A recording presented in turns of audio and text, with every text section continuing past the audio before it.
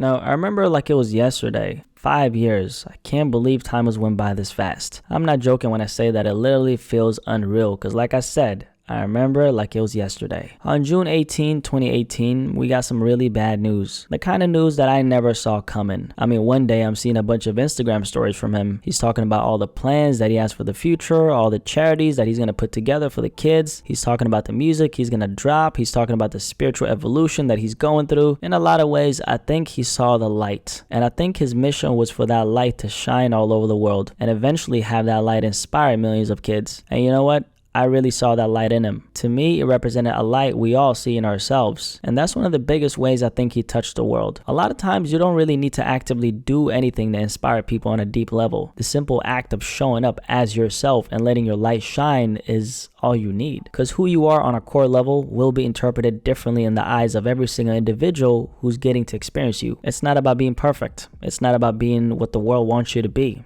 It's about being you. Something I think he was really good at. Why was he so good at it? I can't put my finger on it, but if I had to guess, it comes down to him having a very deep reason as to why he did what he did. An internal force that was driving him to all the great things he accomplished, if you will. Sometimes I wonder where that force would have taken him. I'm sure that's something you think about because he had his whole life in front of him to do right by his supporters. I mean, the world was his for the taking, but before he reached that destination, unfortunately, his life was taken. It's an evil world we live in, you might say, and that's what I've been saying for the longest. That's what I said when I saw the headline. It truly is an evil world we live in, I thought to myself. But it was only years later that I was able to take a step back and objectively look at what had just happened. And that's when I realized that it happened the way it was supposed to happen. For someone's presence to matter in this world, a lot of times they actually have to transition. Not by choice, not because they themselves want to leave, but because that's what's written in the book. The book says that they're going to have to leave at this particular time, and there's nothing anybody can do to stop it. Nobody's supposed to stop it. What's the silver lining though? And how can we look at it as something that's actually not so bad? I look at what happens after the fact. Everything you did in this life up until the point of you transitioning suddenly starts to matter more. And that's only the case because you're now gone. The only thing we can look at is what you did. The only thing we can look at is how you impacted the world and all the individual people all around the world you reached. And then we look at those individuals and we ask the question, how did you make them feel? Because if there's one thing people will remember when you're gone, it's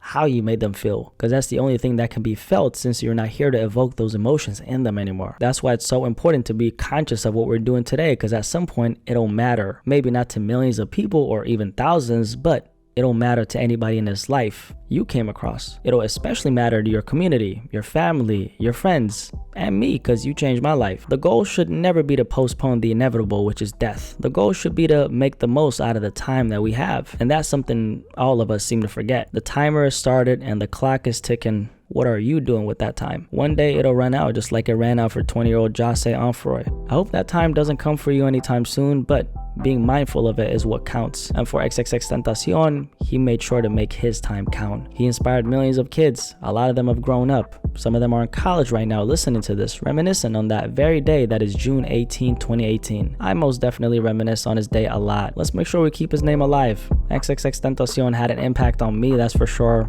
And for that reason, I'll always remember him. Rest in peace to XXXTentacion. He might be gone, but he'll never be forgotten. You gotta be okay when not being okay. Some days you're gonna wake up, you gonna wanna escape. Don't you follow through on that? Don't you follow through on that?